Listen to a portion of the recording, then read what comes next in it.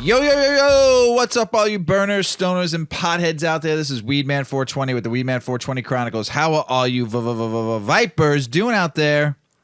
Mrs. Weedman. Mr. Weedman. How the hell are you? Doing all right. Alrighty then. Hey, everybody out in the world. Hope you're doing great. Fine, all right, as Mrs. Weedman says. Hope you're smoking a big fat doink while you're listening to the show. Mrs. Weedman, I'm ready to smoke. It's been a long, hot day. We had triple digits on the temperature today. I don't know what word I'm looking for. Yuki was... The thermostat. Yes. We don't have a thermostat outside. What would you have? You'd have a... I don't know. Oh my God, what reads the temperature outside? My phone. The news. The news said we had 100 degrees. And my dashboard said it was 100 degrees. It was hot. Hot. Not so humid hot, but it was hot. Yeah. Yuki and I were outside a few times playing with the hose, but yeah, it was hot for her to even be outside. She'd go out for like 5 minutes to be... And for anyone who doesn't know, Yuki is our dog. Our doggy. Yes. Our doggo. So, but yeah, it's hot. Hopefully everyone's staying cool, smoking inside right now. You know, oh yeah, Father's Day just passed. Hopefully everyone had a great Father's Day. I had a lot of fun. We grilled out. Thank you, Mrs. Weedman, for everything you did for me on Father's Day. Of course. The kiddos weren't around, so I love the kiddos. Missed you guys on Father's Day. Hopefully all of you out there had a great Father's Day. Also, it's still Pride Month this month. It's actually Pride Month every month. It's, you know, you just can't just have 1 month. So, but it's Pride Month every day. But happy Pride Month to all you out there, LGBTQ. Love you all out there.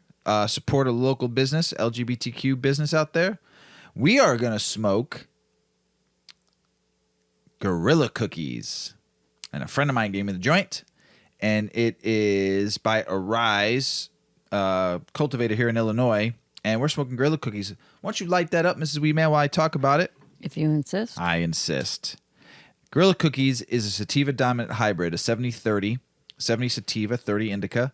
Gorilla Cookies is a sativa-dominant hybrid strain created through crossing the classics Thin Mint Girl Scout Cookies and Gorilla Glue No. 4.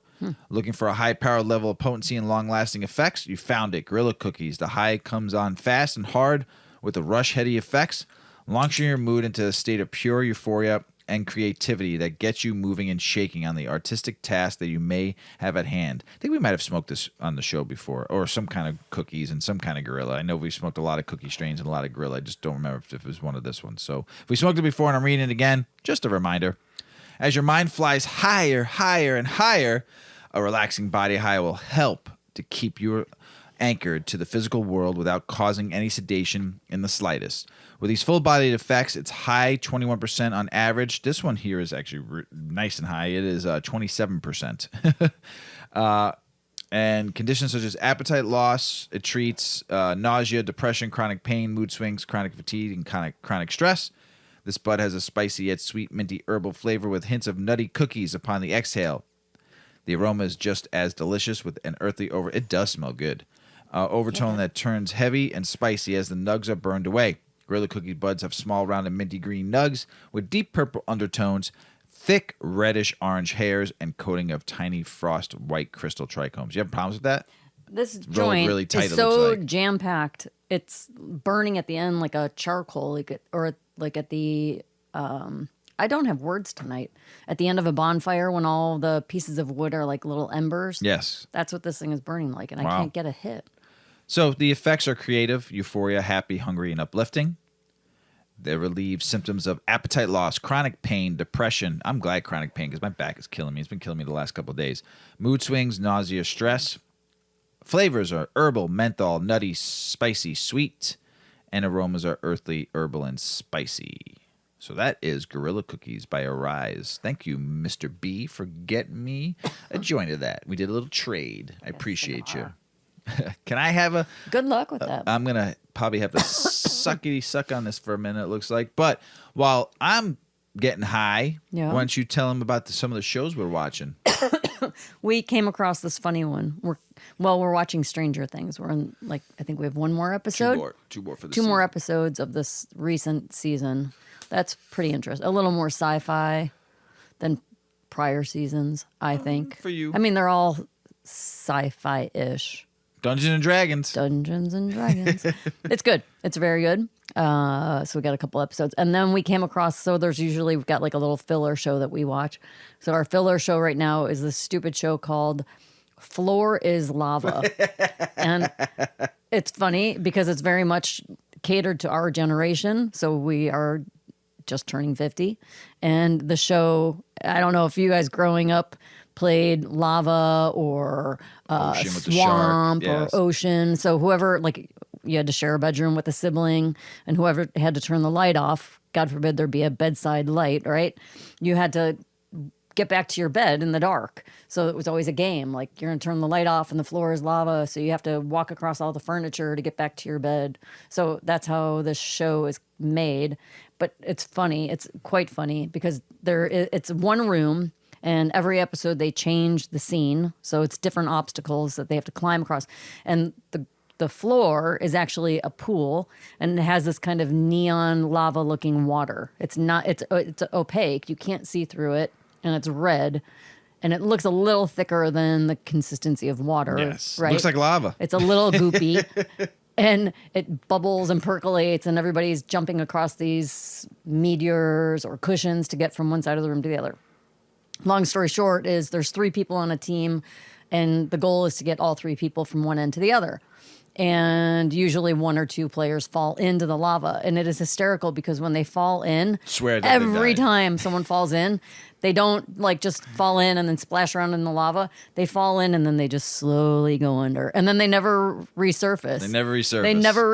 It's like they literally just disappear into the abyss. It's hysterical. We get a good kick out of it because we're usually pretty high when we watch it. If you want a good just like filler show. Dumb, no thinking involved. Yes, and you just get baked and laugh. That is such a good show. Floor is Lava.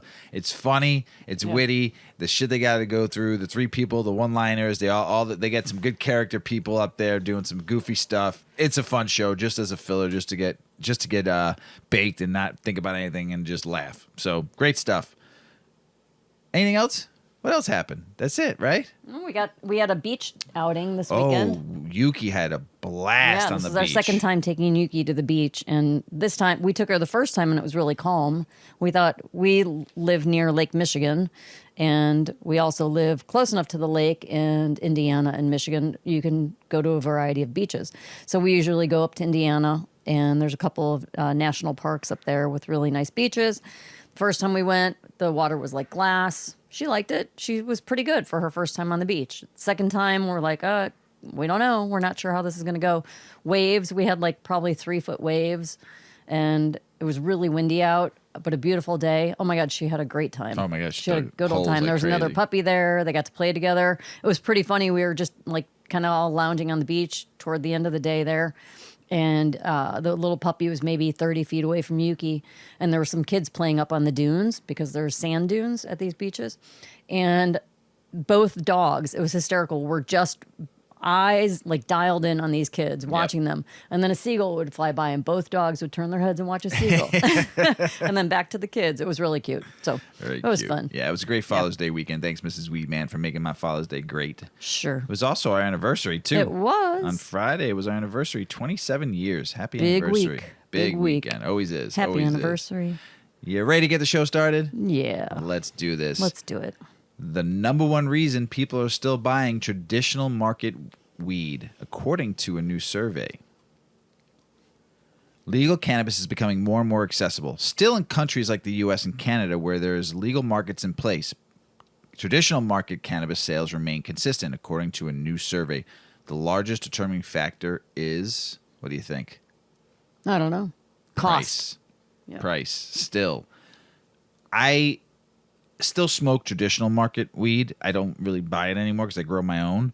But people have given me weed that they bought off their plug. I mean, a lot of the old timers that I know, like myself, still go to the traditional market. They will not go to a dispensary. They're just stuck in their way. They don't care. They just will not go. They just have their plug. They've had him or her for years, and they still go to that plug. Buddies of mine in Florida still go to the plug. And they won't even go get their med card. They get it legally. It's crazy. Crazy. They get phenomenal weed, And they're getting ounces for like $1.80 now, $1.50 down in Florida. That's crazy what they're paying down there. $200, I think, for something really good. $250 tops, I think, from what I'm hearing. That's really good price. Yeah. And I understand why people still go to the traditional market. I get it. In this article, I'll read a little bit more, but price is probably the biggest one. 2, you don't pay taxes. Tax man, don't get your money. You're paying just a straight up cost. Convenience. Most of the time your plug comes to you now. They deliver. That's the convenience of it now. They're coming to your place or you're meeting them somewhere. I understand. Is it really like a drug deal anymore? No. Because it's legal. Call that. No. I mean, it is, but you it's got your not, plug. right? Yeah, you got your plug. There's more. You might be in a state that's not legal. Right. You just feel indifferent about the government knowing that you're buying cannabis. You have to go into the dispensaries and show your ID. Right. The government now knows it's in the system. They know you're buying weed. So a lot of people don't want the government in your business. They don't want them to know what you're buying. You don't go to a grocery store or liquor store and buy booze and groceries and they're taking your ID and scanning it through a system. Not in Illinois, they don't. For booze, yeah, they check your ID, but they don't scan it. They do now. There's a barcode on your driver's Maybe license. at the grocery store, but not at the liquor stores. Right. They don't scan they don't. your ID. No, not at all. So they're obviously not collecting the information because everyone would be doing right. it. So I understand why some people are. My opinion is if you can get better weed than a dispensary, and some people say that their plugs weed is better than dispensary weed, depending on what state you're in, So the survey was conducted between 2019 and 2020 and published in the Journal of Studies on Alcohol and Drugs, polled in 12,000 cannabis users in Canada and the U.S. and found that price outranked convenience, which is the second main reason people continue to opt for illegal weeds. Don't call it illegal weed. It's just weed. Shouldn't be illegal anywhere. So the reason behind why consumers still shop the traditional market was dependent on the year and the country. In both years, the most commonly reported barriers to legal purchasing were price. Canada is 35% to 36%. United States is 27%. And inconvenience, Canada was 17 to 20%. U.S. was 16 to 18%. In 2020 versus 2019, several factors were less commonly reported as barriers in Canada, including inconvenience and location of legal sources. Certain barriers increased in the United States, including slow delivery and requiring a credit card. There's another one. You cannot. You can't use your credit card in most states. You can't use your debit card in most states. It has to be cash, and most people don't carry cash on them, and they don't want to go to the ATM and get banged for $3-4. When you go to a dispensary, basically they're charging you $3-4 out of the ATM there. In the United States, traditional market cannabis sales are one of the principal wild cards in establishing a functioning legal cannabis market. States like California, which were the first to establish legal markets, have allowed the two markets to coexist, something that cannabis workers have called extremely unfair. Alex Burrow is the co-founder of Canna Ventures, a private equity fund and invest in businesses ancillary to the legal cannabis trade. There's your first mistake. You're dealing with private equity. Or I would say like a hedge fund guy. Ugh. In an interview with the Times Union, he compared a legal dispensary owner who does everything above the book to a bootlegger selling cheap, untested weed. I wouldn't say it was cheap weed. Untested, I agree with. But cheap, I've smoked phenomenal grow, and here's why, all you burners and stoners and potheads, you're not getting cheap regs anymore. You're getting weed that's being produced in all the legal states that they have so much of it that they need to sell it. So they're selling it to their buddy that lives in, let's just say, North Carolina, and they get it to him some way, somehow, and that plug sells it for him. They might get a pound for $1,200 because he has 30 more pounds than he doesn't know what to do with. So get it out. So that's, I wouldn't say it's cheap weed. Be careful with that, because some of the plug weed I've smoked is phenomenal. You don't know any better. You're not an industry expert, and you go to California and you go get an eighth of chronic at this place for $60. And this place across the street, they're selling it for $30, he explained. If you're at an all budget minded, you're going for the $30. States in the U.S. that are establishing new cannabis markets can use previous states as guideposts, allowing for more controlled transitions and accurate predictions on how their legal market would work. Still, cannabis traditional market sales have existed for decades, with businesses having built relationships with shoppers. Creating a new legal market will take time to build and earn the trust of the new shopper. I don't think it's ever going away. I really don't. I think once it goes federally legal, people are just going to sell it out of their house and grow it and sell it. Yeah. What are you going to do? Arrest me for having 3 plants in my house and charge me a $250 fine here in Illinois for having, say if I grow more than 5 plants, you get charged $250. If I don't have my med card, you're only charging me a $250 fine for growing illegally. Forget about it. Mm-hmm. We talked about grinders not too long ago about cleaning them. What happens if I forgot my grinder and I got a beautiful nug? What do I do? Well, I have an article about that. Grinding tips for weed without a grinder. And some of us who are really particular about our cannabis might roll our eyes at some of these ideas. But this is, you don't have a grinder. So you got to make do, right? All right. Well, there's nothing too complicated about smoking a joint. Even if you can't roll a joint very well, you can buy a pre-roll, right? And the most complicated part of the process is grinding your weed to make it smokable. You need a good grinder, and if you haven't come to that conclusion yet, you're probably realizing it right now. If you forgot to bring a grinder with you or you lost yours, there are a few things that will work in a pinch. What happens if you don't grind weed? It would be really convenient if you could just drop a whole bud into your bowl and spark it, but it just doesn't work that way. It's like trying to start a campfire by torching one giant log. All you're doing is burning the outside of the bud and ruining the flavor on the inside of the bud. Grinding your weed allows it to burn evenly, promoting the flow of oxygen between the tiny little pieces. A thorough grind is necessary for even, smooth burning. Your weed ignites like kindling, helping to burn the paper of your blunt or joint.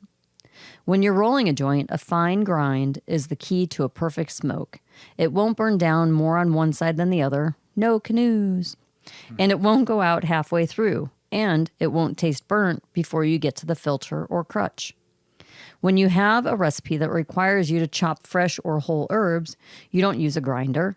You put them on a cutting board and use a sharp, weighty knife to slice them into small pieces or shreds. Your weed isn't too different. So now they've got a couple different ways to go about chopping it up. The first one is the chef chop. Lay your weed on a cutting board and begin by roughly chopping it. Remove your stems and seeds if you encounter them. After you've made your rough cuts, scoop your weed back up into a mound and chop through it in the opposite direction. Keep gathering it into a pile and chopping through it in as many different directions as possible until the pieces are small and manageable. It might be worthwhile to chop all of your weed at once rather than what you need at the moment. Larger quantities are easier to chop than smaller quantities because they create bulk, and you might decide you're in the mood for a second joint. Then we have the snip and shot. Cutting your weed up with small, sharp scissors will give you the same effect as grinding your weed. Sounds like a sexual position. The snip, The snip and shot. The only problem is that cutting up something dense and leafy with really sharp scissors will send little bits of flour flying all over the place. The best solution is to hold a small container with your bud and to prevent your bud from flinging around while you're snipping it.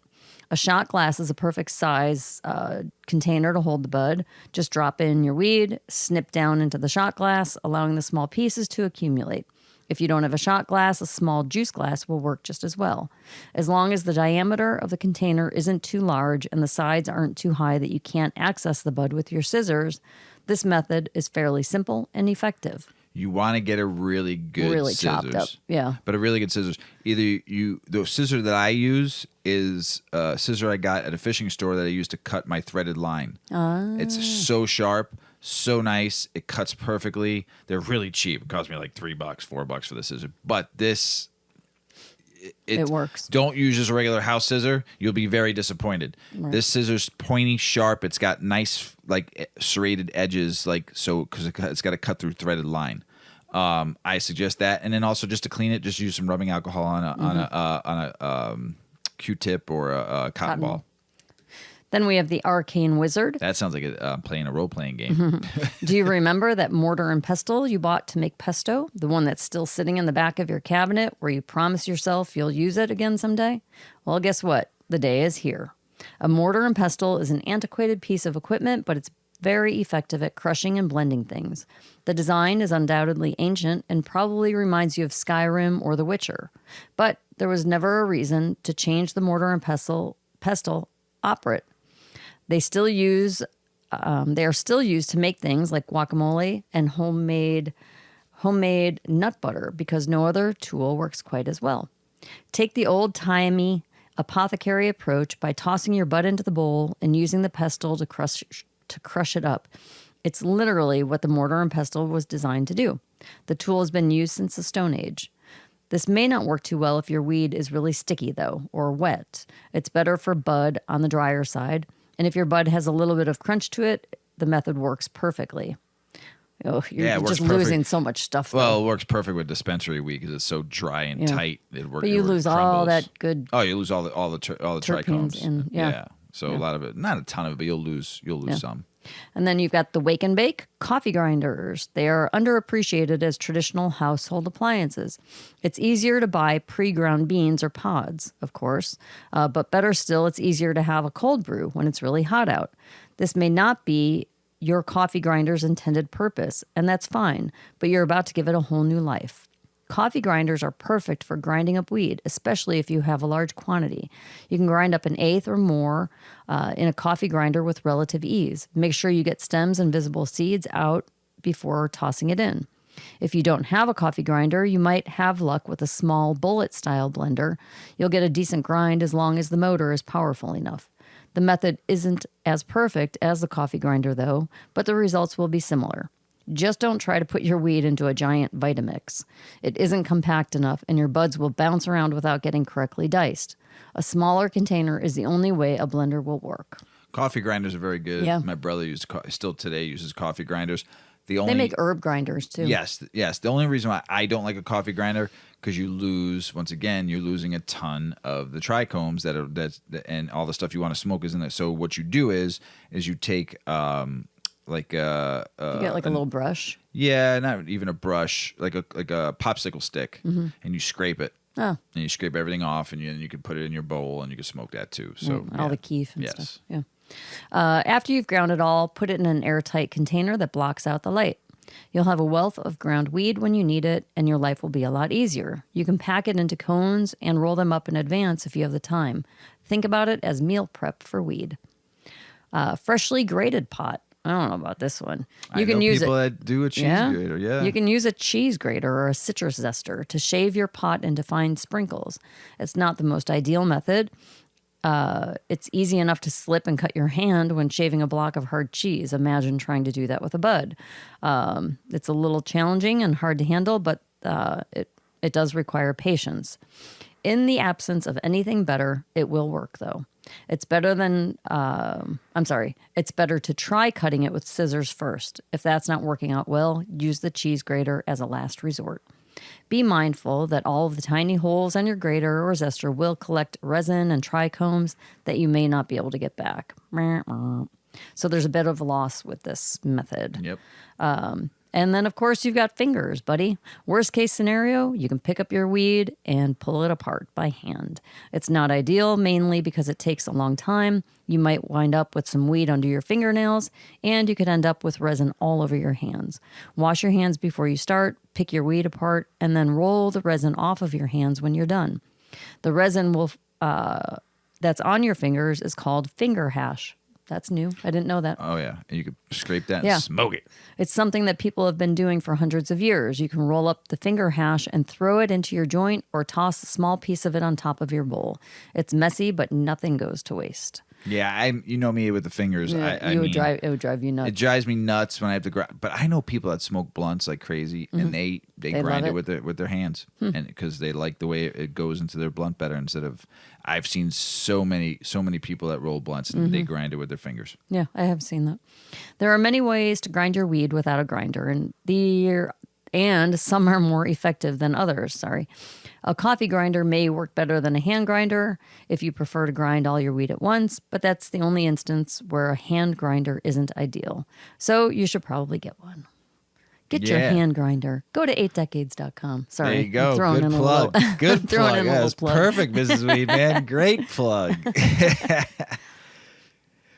In the state of Illinois, and probably in the next 8 months to 2 years, you're going to see something called the craft cannabis business.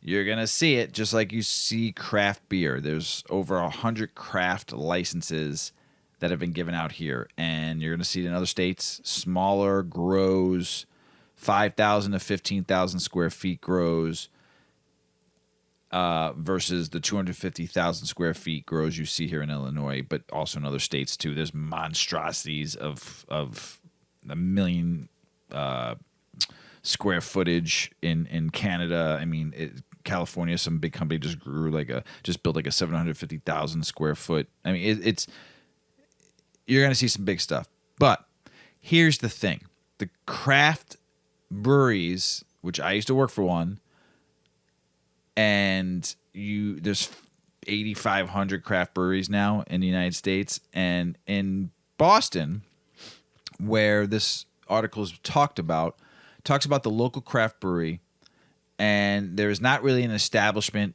for cannabis yet. There might be some smaller grows maybe in California and on the West Coast, but you haven't seen it in the Midwest yet. You haven't seen it on the East Coast yet. So the craft cannabis scene does not really exist in the Midwest and the East Coast. So, but this article is talking a little bit about Massachusetts, which their craft beer industry is still a booming business versus a lot of the rest of the country, where it's some of the markets are down. Not all of them, but some. So, but with craft cannabis, just like craft beer, you're going to see where basically what craft beer did was when the big macro breweries came in and bought out a lot of the craft breweries, one that I worked for got bought out, and they're not considered a craft brewery anymore if that macro brewery owns more than 25% of that brewery. So that being said, in the late 90s, where you had tons of independent brewers began to realize the future relied on the term craft continuing to mean something to the consumers, behemoths like Miller Coors and Anheuser-Busch started to slap the word craft on their bottles. The actual definition of the term would become so muddied, and it did, trust me when I tell you this, it did, that its meaning to consumers evaporated. So what did the craft brewers do with the Brewers Association?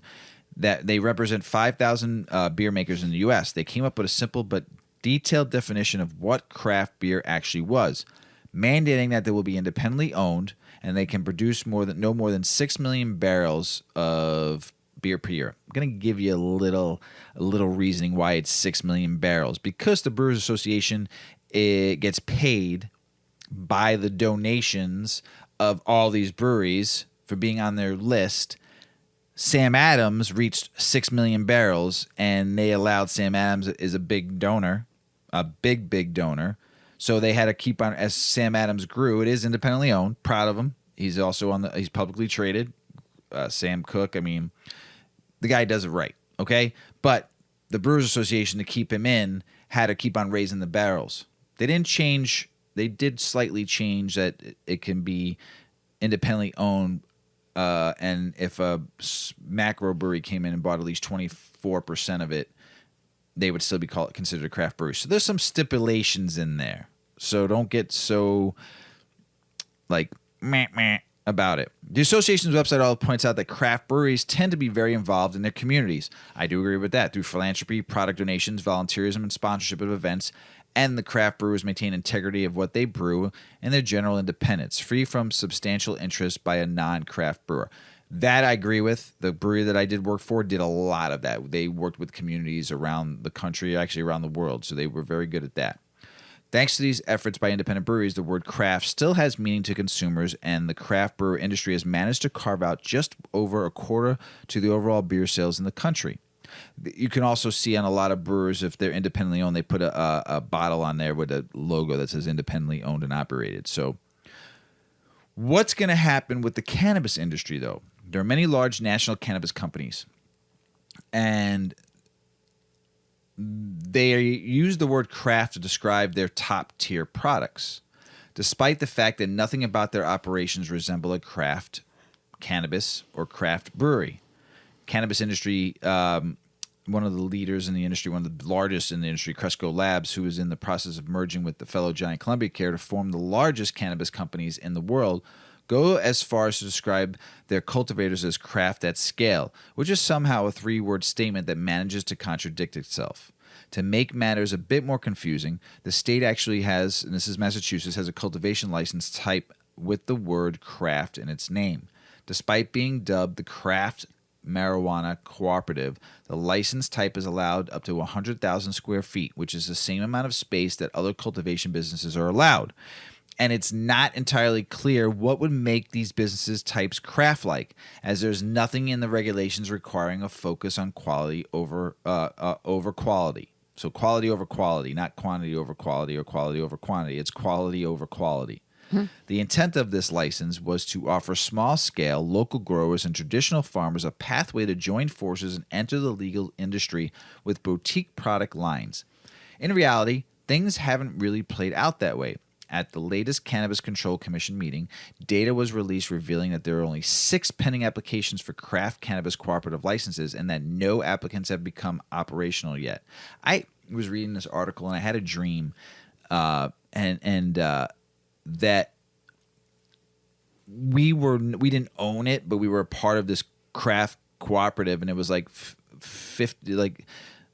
10 people that owned this building, and 10 of us that owned the each product line, and we grew and made edibles out of it, and just it was kind of cool. It was just a weird dream. So, and I don't. It might have been because of this article I had the dream, but it was kind of cool. While there's currently no craft cannabis being legally sold in Massachusetts by the state narrow definition, there are a handful of micro businesses and other small locally owned companies focused on producing handcrafted cannabis that is of craft-like quality, but without any sort of standardization of what craft cannabis actually is. It's up to the consumer to do the research to figure out whether the brand they are buying is truly aspiring to be craft, or is it just a big company's brand in disguise? And even if someone who was to start a successful craft-like cannabis business in Mass, it would be lacking one key feature that powers many craft breweries: the tap room.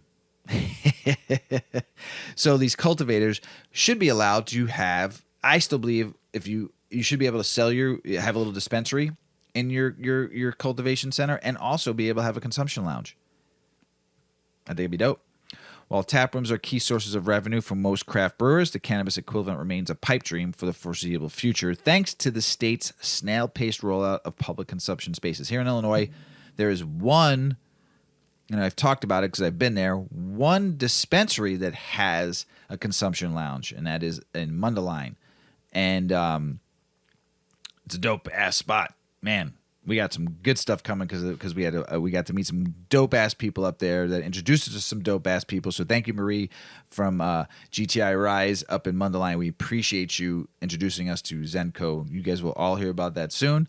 I don't want to spoil the fun, but they are the only one here in Illinois that has a consumption attached to their dispensary. It's difficult for a cannabis company to become a tourist destination like Treehouse Brewery or Harpoon's Boston Tap Room when there's nothing for people to do but leave after they've made their purchase. So there's no experience, which I've always talked about. You need experiences. So the next time you find yourself at a local craft beer establishment, take a moment to appreciate the fact that small independent producers banded together to carve out a space in the beer world for the little guy who cares more about product quality than maximizing revenue for shareholders. Because for the same thing to happen in the cannabis space, there's a lot of work yet to do. And I found this article and I read it because I'm seeing what's going to happen here in Illinois. It's going to happen across the country. California, and I think the West Coast has craft growers, of course. They are the forefront, the leaders coming this way. But to be able to do this, and to set standardizations, the cannabis community is going to have to set some standards, and it cannot be done by like somebody like the Brewers Association that just they do things to make them look good. They raise standards, they raise limits so they can keep on getting money to do this. That's what it shouldn't be about. Just my opinion. Take it or leave it. I have nothing bad to say about the craft beer industry. It's a great industry. They make phenomenal beer, and they love and are passionate about their beer. And a lot of home brewers, just like a lot of home growers, started out that way and opened up tap rooms across the country. So, potpourri. What is potpourri? Well, there's no telling what's in your favorite weed strain. So potpourri is just a blend of miscellaneous things to give you a nice scent, right? Potpourri. Potpourri. So now we've got potpourri. There's almost no standard governing the cannabis industry. Your favorite weed strain may contain unpleasant surprises. Over 700 weed strains decorate the shelves of dispensaries around the U.S., each claiming a unique profile of effects. Granddaddy Purple's grapey flavor delivers a fusion of cerebral euphoria and physical relaxation, perfect for combating appetite loss or insomnia. Green Crack, on the other hand, promises an invigorating mental buzz that alleviates anxiety and keeps you going throughout the day. This diversity of effects is attributed to each strain's unique chemical profile. Many consumers trust that cannabis strain names consistently reflect a similar profile, regardless of when or where it's purchased. A new study, however, found that strain names do not consistently align with the chemical diversity. Crazy. Marketers are generally required to disclose the dosage of THC and CBD on strain levels. However, they are not obligated to include information about other cannabinoids or terpenes, which are hypothesized to have a synergistic effect on the way a product makes you feel. Therefore, many cannabis users rely on strain names rather than the THC CBD profiles to ensure they are getting the product they want. What many of these buyers don't know is that cannabis growers and marketers are free to name their product whatever they want. A farmer can't, that's an important word, can't, just pick up an apple and decide to call it a Golden Delicious. A beer manufacturer can't just arbitrarily label his product a double IPA. There are standards. But that is not the case for the cannabis industry, said co-author Nick Jacobs, Director of Science and Innovation for the e-commerce cannabis marketplace Leafly.com. To get a sense of how similar same-named products truly are, Jacobs paired up with Brian Keegan, an assistant professor of information science at Colorado University in Boulder. Together, they conducted the largest chemical profile analysis of commercial cannabis-derived products to date, analyzing 89,923 samples from testing labs in 6 U.S. states. That's a shit ton. Right? Yeah, it is. Yeah. State laws require cannabis-derived products destined for sale in retail locations to undergo testing to determine their chemical profile. The researchers believed it was conceivable that some cannabis merchants used this profile when assigning strain names, thus ensuring consistent products and effects. In principle, if commercial strain names are indicative of different psychoactive effects in a discernible way, then all the samples with a particular label should share a distinct cannabinoid terpene profile. Alternatively, because there are few regulatory constraints on the classification of commercial cannabis, it is possible that cannabis cultivators may label their products in arbitrary or inconsistent ways. To determine if a weed strain name is indicative of a particular chemical profile, the researchers quantified the similarity of all products sharing a common strain name. For instance, they analyzed all samples labeled Blue Dream, a delicious blueberry-scented strain described as producing a balanced high, along with effects such as cerebral stimulation and full-body relaxation. While no strain had that perfectly distinct profile, samples labeled Blue Dream, as well as 25 other strains, were fairly consistent. There was actually more consistency among strains than I had expected, Jacobs said.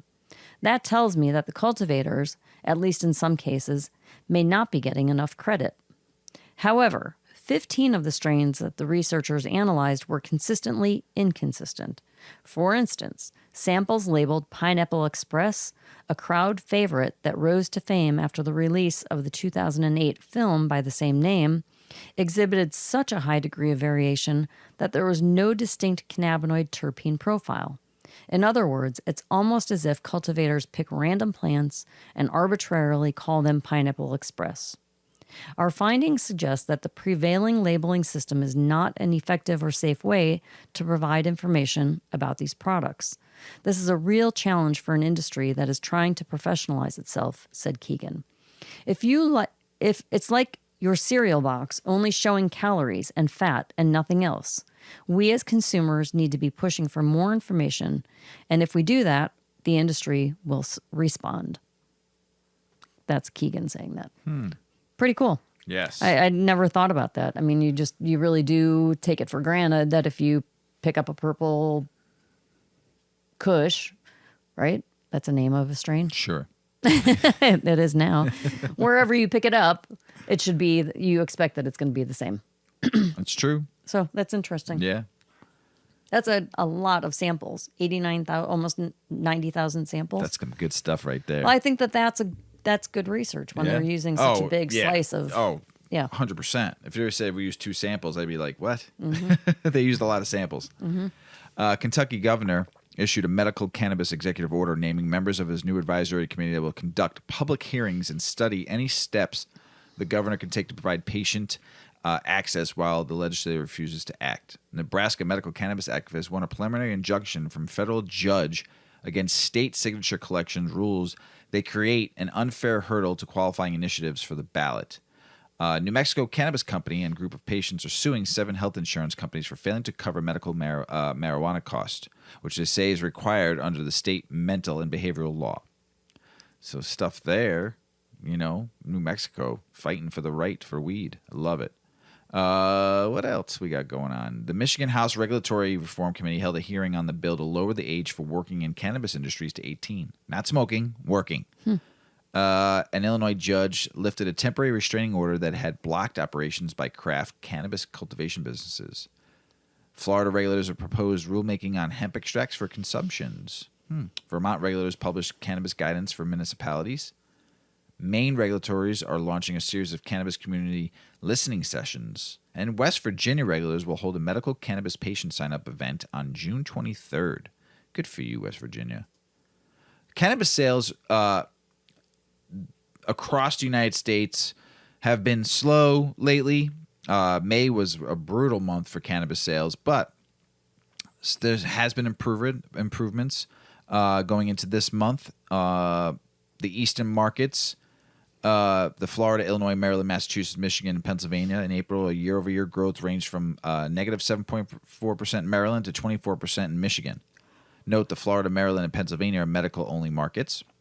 Florida cannabis sales in April rose 5.1%, and it's only friggin' med there, and they did $186 million. Illinois, like we talked about, rose 0.4% from March and 8.9% from April. They did $163 million, up 4% from 8.9% from a year ago. Compared to last year, flower sales expanded 5%. Go for flower. Maryland, which is only med right now, and it looks like they might not go rec until 2023 now, they're saying. Sales fell 1.5% in March to $44.3 million. Still pretty good. Massachusetts, $146 million compared to a year ago. Damn.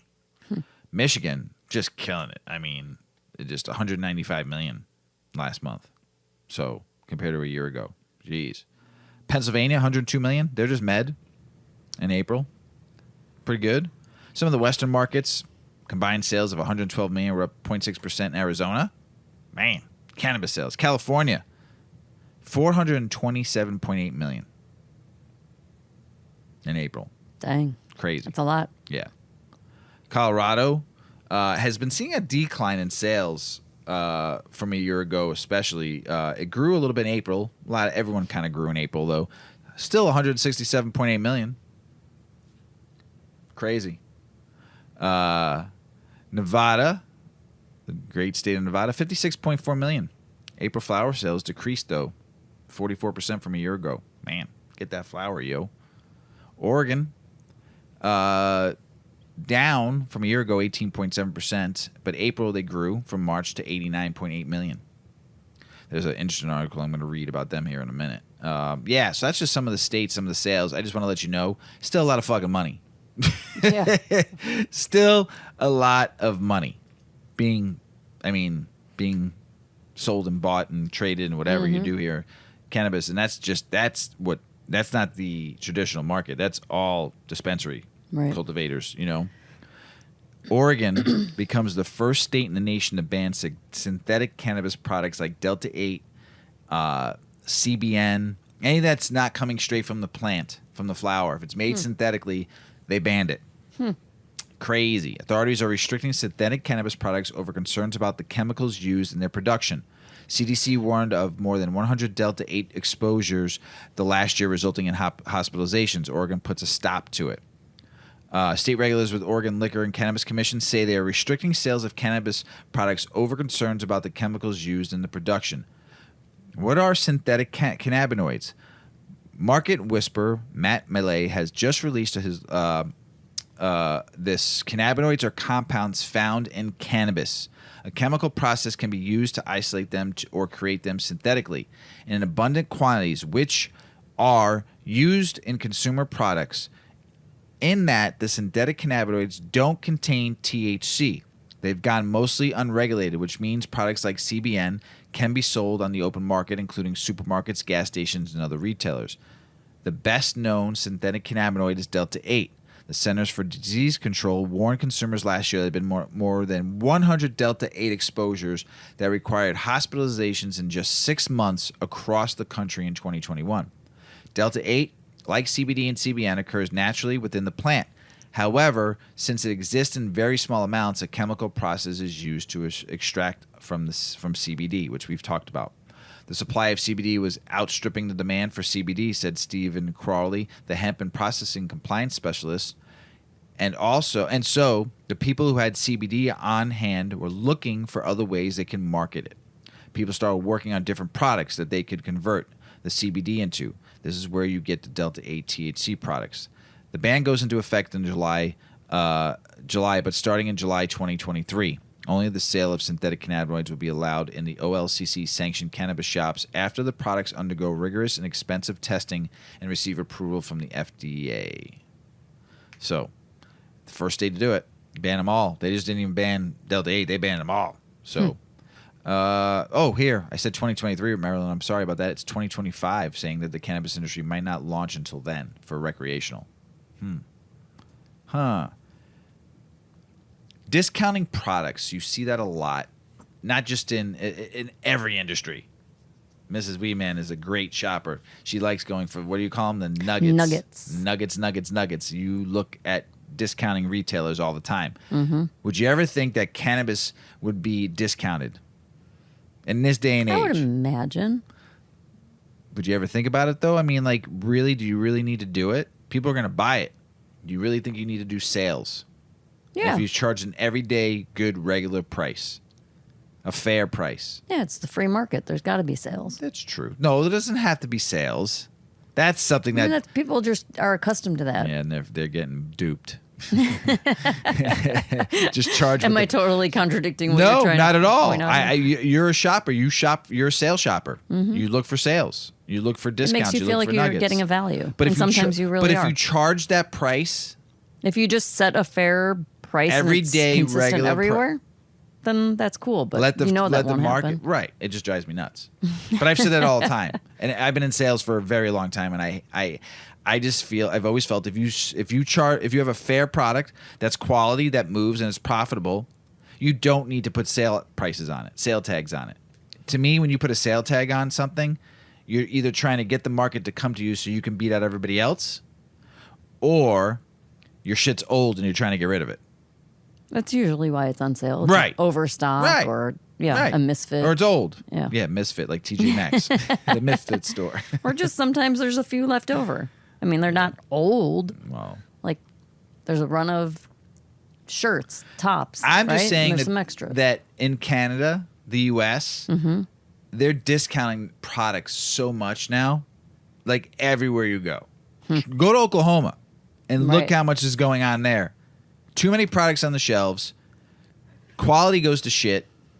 And I'm not saying all the product. I'm saying you just, I've been there, seen it. Well, all of a sudden you go there once and it's, let's say just 1,000 milligram, because that's what they sell out there, 1,000 milligram edibles. Okay, you went out there, it was $100. Now you go out there, it's $25, as low as I've seen it. That's crazy.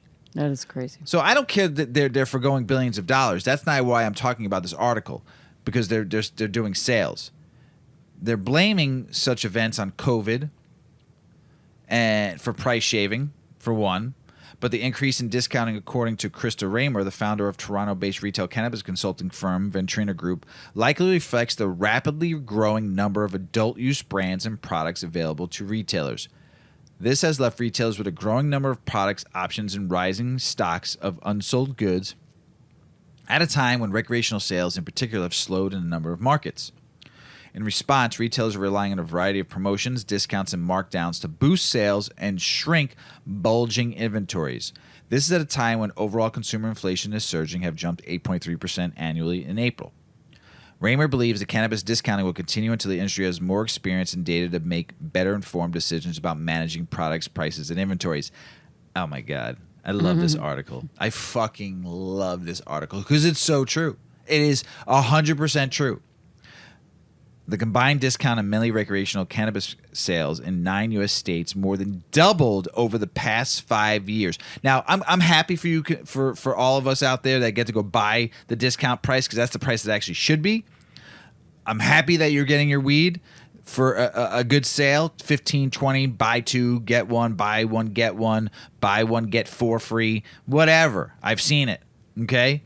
But discount percentages vary by product. By all categories have experienced increases since recreational sales started in various states in Canada. Cannabis flower, the most popular and top-selling category, double-digit discounts for April in several U.S. states. Yeah, that's because it's 420. They do specials. I'm talking about, I'm seeing more and more on other products than flower. I'm seeing vape carts, concentrates, tinctures, sublinguals, edibles. Oh my God. Like I said, go to fucking Colorado. I mean, go to Oklahoma. You'll see what I'm talking about. Among the states that tracked, only Massachusetts had comparably low discount rates. Combined retail discounts in the states were about 2.7% in April, which is double what it was in 2018. Canadian consumers might not be enjoying the same discount percentages as the U.S. buyers are, but discounts are increasing.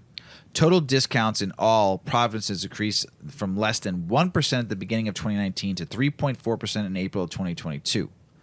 That's a lot. So retailers purchase the product at a fixed price from the wholesaler, but they can sell it at the price they want. U.S. retailers have more options when it comes to discounting because they can rely on partners to absorb some of the price differences. Cannabis brands can set up programs such as those in mainstream consumer packaged goods industries, where products, producers, or distributors absorb the cost of the discount to help expose customers to their merchandise. At the same time, cannabis discounting coincides with rapid expansion of product available to retailers in Canada and the U.S. For example, the number of cannabis products available to U.S. retailers in California, Colorado, Michigan, Nevada, Oregon, Washington state surged 80% from 2018 to 2022. 80%! Nuts. With almost 5,000 brands producing 189,000 products in those states at the end of the first quarter of this year. And Oklahoma's not even mentioned on here. You go there, they got 189,000 products on the shelves. I love you, Oklahoma. California experienced a quadrupling in number of cannabis products available to consumers since 2018. 39,000 products being sold by retailers in the first quarter of 2022. Fucking nuts. It's also happening in Canada. The country had 10,400 products for sale by 1,400 brands during the first quarter of 2022. It's not a lot, but not bad for a market that started in 2019 with about 500 products offered by 64 brands. So a little bit more. So There's been some big shifts in discounting. For example, discounting an entire category. Instead, we need to be more targeted with SKUs. We're discounting when and how much product is available in store at discounts at any given time. I think that article is great. I'm not a discounter. I'm not a sales shopper. I look for quality, especially clothing. I buy quality clothing. You know that. I don't buy just cheap stuff. I buy stuff that's going to last. Same thing with cannabis. You know, I rather pay for good cannabis than buy a bunch of products that are just going to get me mediocre high or not high at all. And the discounting just kind of drives me crazy. GOP Senate candidate. Hey, Mr. Weedman. Yes. Do you hate sales? I hate sales. I do. I know a lot of people are probably gonna be like, "Fuck you, Mr. Weedman. I love sales." I'm just saying if you charge a fair price. I gotcha. That's it. You're worked up. GOP Senate candidate pushes pot for potholes. Cannabis funded infrastructure plan in a hilarious ad campaign. This gentleman, pot for potholes, the funded infrastructure plan that one Missouri candidate for the U.S. Senate is proposing in a catchy campaign ad. C.W. Gardner has worked to stand out in the crowded field of dozens of opponents. He released a spot in April that includes a plan to federally legalize cannabis and use some of the resulting tax revenue to repair the America's roads. Gardner is aware of the odds are stacked up against him in the race, but he's seizing the opportunity to platform on fixing things, including the country's cannabis laws. Good for him. Pot for potholes. Johnson & Johnson asked FDA to chip away at cannabinoid regulations. They're one of them that are probably going to get in the game eventually. You know, they're all waiting on top with the strings. If you ever saw The Godfather, waiting with puppet strings to get going. So if they start talking to the FDA, we'll see what happens. I'm not a female. That last time I checked, you were not a female. No, I don't have female body parts. I don't go through all the stuff that you go through. Mm-hmm. I don't know if that's correctly said. I'm sorry. But I do feel for you. Oh, thanks. I do. We talk about this a lot. And I was like, holy smokes, all the stuff that goes on. Okay. Yes. So, ladies, this is an article for us. Cannabis and menstruation. So, men, either you could just sit and listen or just go smoke some weed and come back in a minute. Strains for pain, mood, and headaches. Hey, everybody gets strains, pains, moods, and headaches. So, you know, this is really for everybody. Whether you suffer from painful cramps, excessive moodiness, or headaches, there is likely a cannabis strain to help make it through your monthly woes. With more states legalizing cannabis for medical and recreational use, cannabis consumption is becoming more commonplace for women to combat their menstrual symptoms. While not all women experience severe discomfort during their periods, many do, and cannabis can alleviate unpleasant symptoms associated with menstrual cramps. The best pain strain? As an avid smoker, medical cannabis patient, and cannabis evangelist, the author of this article is constantly trying out different strains to see how they help. The best strain that she has found for pain relief without feeling too high is Orange Marijuana. High in CBD and very low in THC, Orange Marijuana is an indica-dominant hybrid that offers relaxation and pain relief without noticeable psychoactive effects. Orange Marijuana is perfect for dealing with cramps and overall body aches that can come with PMS and menstruation. You can also try Harlequin, Jack Herer, or Pink Kush to knock out your period pain. The best PMS mood-boosting strains. If you get crabby or your fuse gets short when Aunt Flo comes to town, try Aunt Flo. Try Sour Diesel, a delicious sativa strain. Sour Diesel is uplifting and gets you off the couch to start your day on a high note. Created by crossing Chemdog and Super Skunk, Sour Diesel has a pungent diesel scent profile thanks to its dominant caryophyllene terpene. With it, you don't have to worry about couch lock. Quite the opposite. This strain brings pep to your step. Next time your period makes you a crabby rage monster, try Sour Diesel and see if it helps. Am I ever a crabby rage monster? No. Yeah. No. Super Lemon Haze, Durban Poison, and Blue Dream are also tremendous for their mood-boosting properties. Best strains for headaches. As women get older, our hormones change, and sometimes that change comes with headaches around that time of the month. Speaking from experience, hormone headaches and migraines can be debilitating. The author has found that using cannabis helps alleviate some of the pain, nausea, and light sensitivity of these monthly miseries. The best strain the author found for her headaches is OG Kush. OG Kush is nearly a perfect 50-50 hybrid strain that usually leans a bit to the sativa side, but brings a couch lock sensation typically found in indica strains. OG Kush provides the relaxation and pain relief necessary to make it through hormonal and non-hormonal headaches. Other great strains for period-related headaches include Harlequin, AC/DC, and Purple Kush. If you're experiencing yucky side effects from your period, give these weed strains a try. As with everything cannabis-related, each strain affects individuals differently. What works for me may not work for you, and vice versa. Starting with tried-and-true strains can help you skip the self-experimentation step, but isn't trying different strains really half of the fun? So find what works for you. Yeah. Mm-hmm. International news. I want to talk about our boy Tez. Yeah. Our boy Tez in Australia. Their laws are different here than the United States. So this one goes out to our boy Ted. International news. You're starting it off, my brother. He got pulled over. Not pulled over. They had like a road stop. It was 9:30 in the morning. He hadn't smoked in 12 hours. Driving, and they have these stops with these big buses. And they pull you over. They do a swab test for alcohol and a swab test for cannabis. Wow. And their parts per million is so high.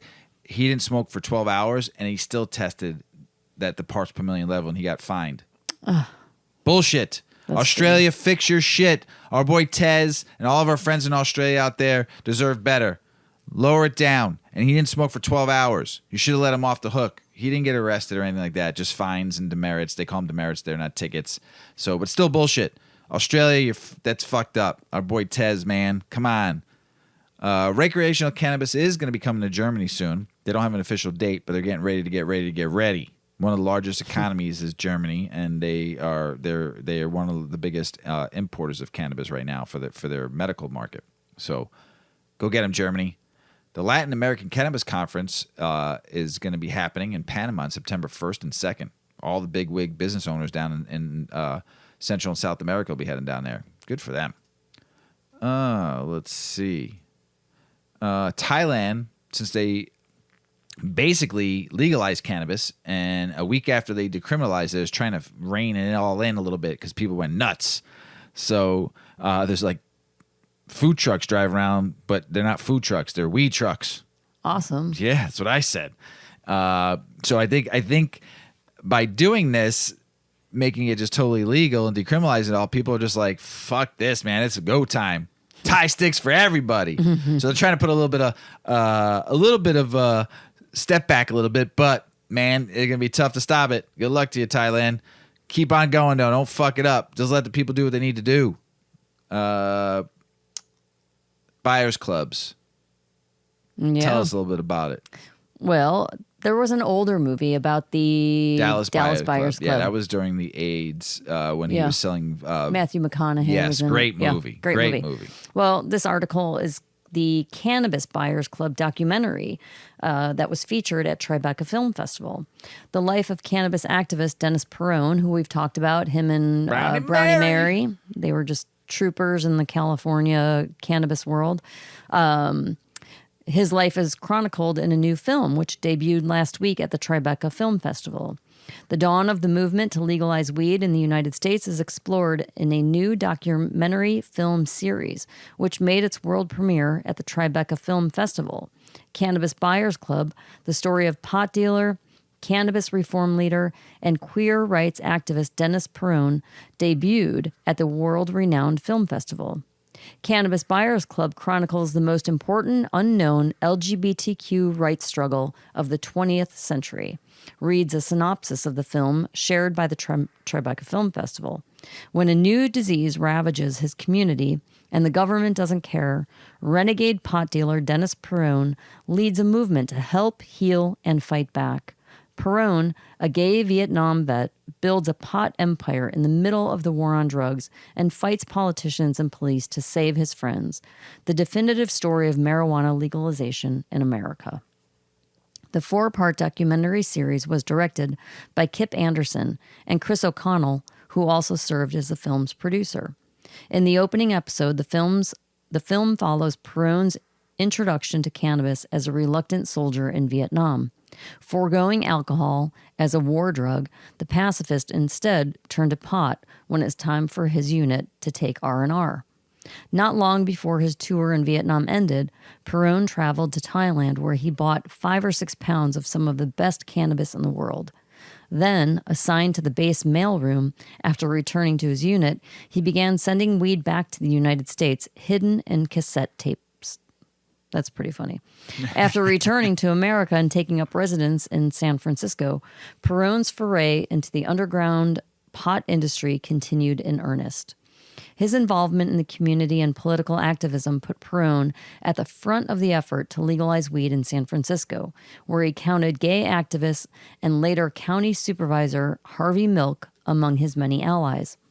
Selling pot from storefronts in the Castro, Peron's will to champion cannabis policy reform was galvanized by the AIDS epidemic, which took the lives of his partner and countless others and left his friends and neighbors wasting away. Cannabis stimulated patients' appetites and kept them from losing weight, which prolonged their lives. In the early 1990s, Peron founded the Cannabis Buyers Club in San Francisco, giving patients and their caregivers a safe place to obtain the medicine they needed.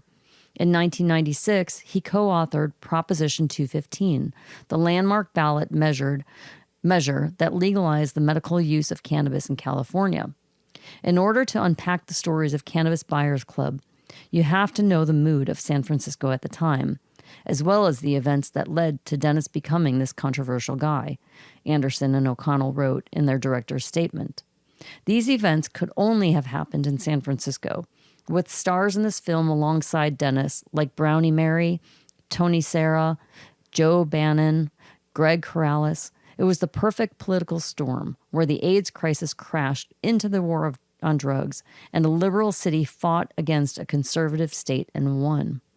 Precedents were set in justice, the repercussions of which are still felt today, with new states legalizing marijuana every year.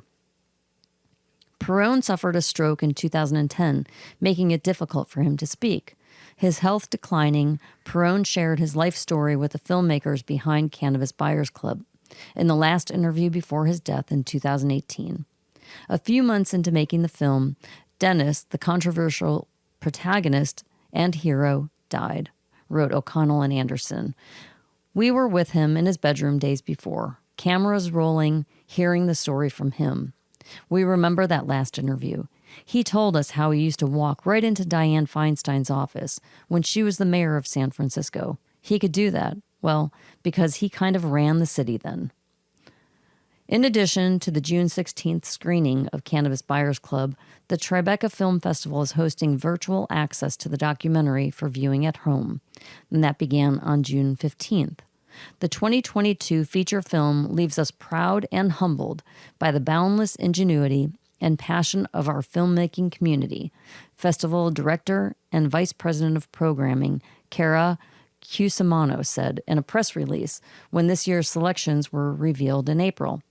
Whether a comedic breath of fresh air or a trenchant expose of the most urgent contemporary issues, this year's official selections again remind us of the vitality and urgency of independent film in a world that needs it now more than ever. Hell yeah. I want to see it. He's from the Bronx. Yeah? Mm-hmm. Yep. Cool. Where I'm from. Oh. I have to mention him because he is the godfather of weed, and it was Father's Day. Jack Herrera, honorary toker. If you smoked legal weed on Father's Day, you owe him.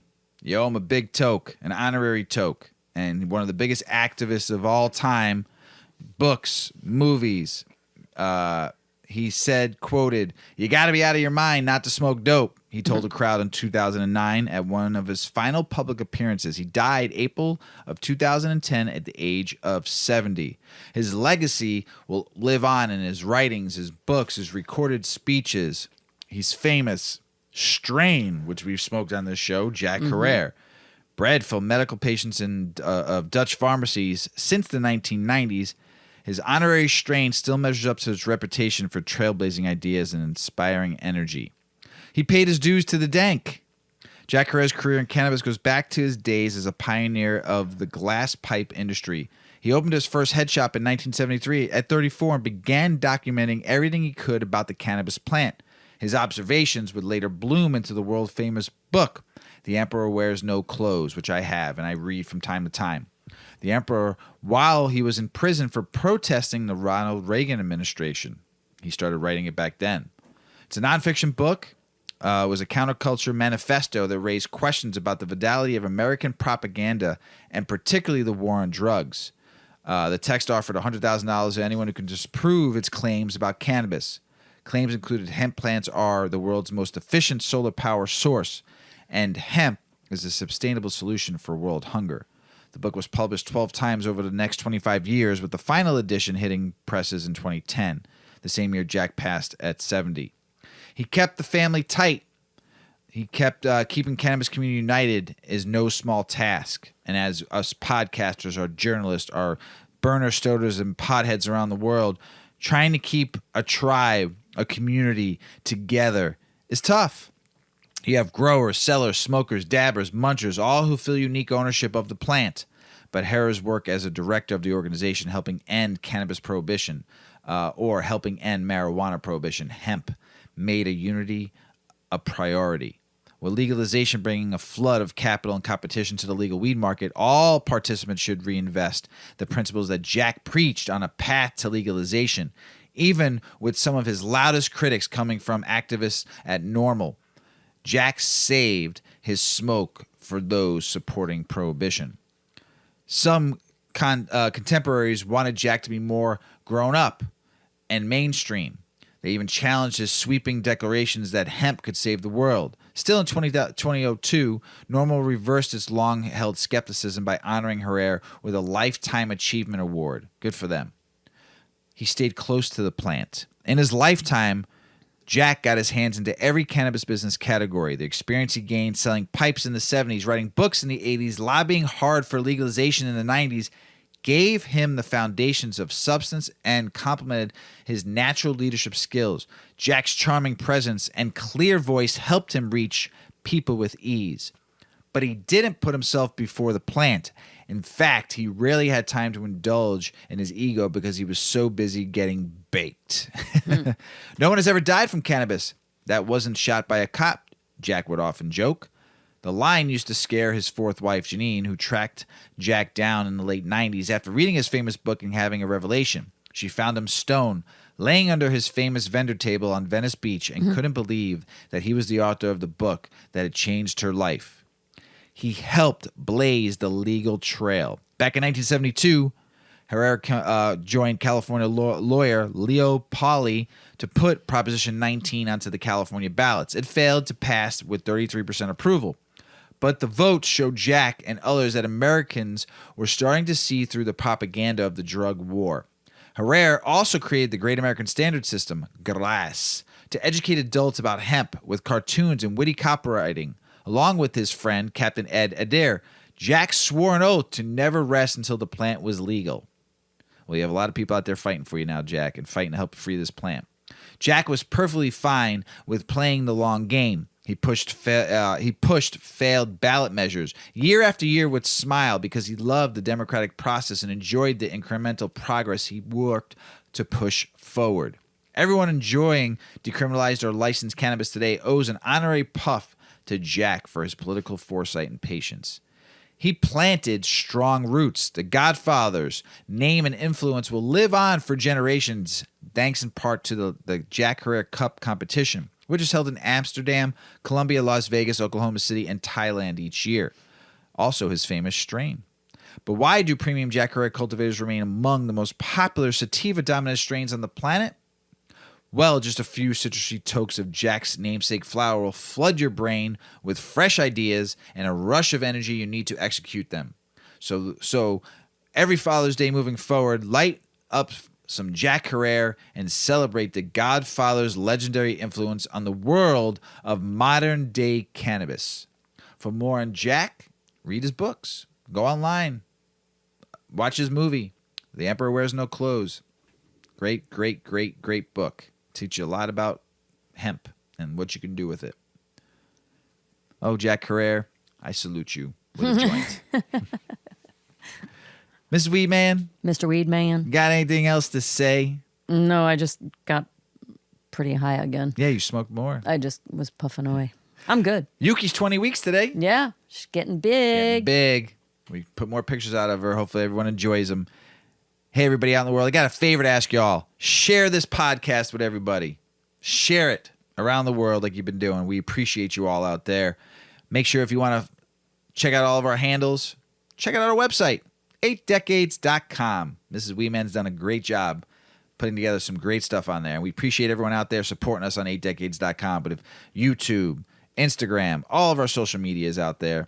Also, our YouTube channel's on there. Yeah. So check it out, eightdecades.com. We appreciate you checking us out. Let us know what you think of it. Give Mrs. Weedman a shout. She likes saying hi to you on 8 Decades. So we appreciate you all out there. Thank you all for listening. Around the world, we appreciate you. We love you. Peace be with you all. As Paulie always says, smoke smart, puff puffing away. Puff, puff, pass.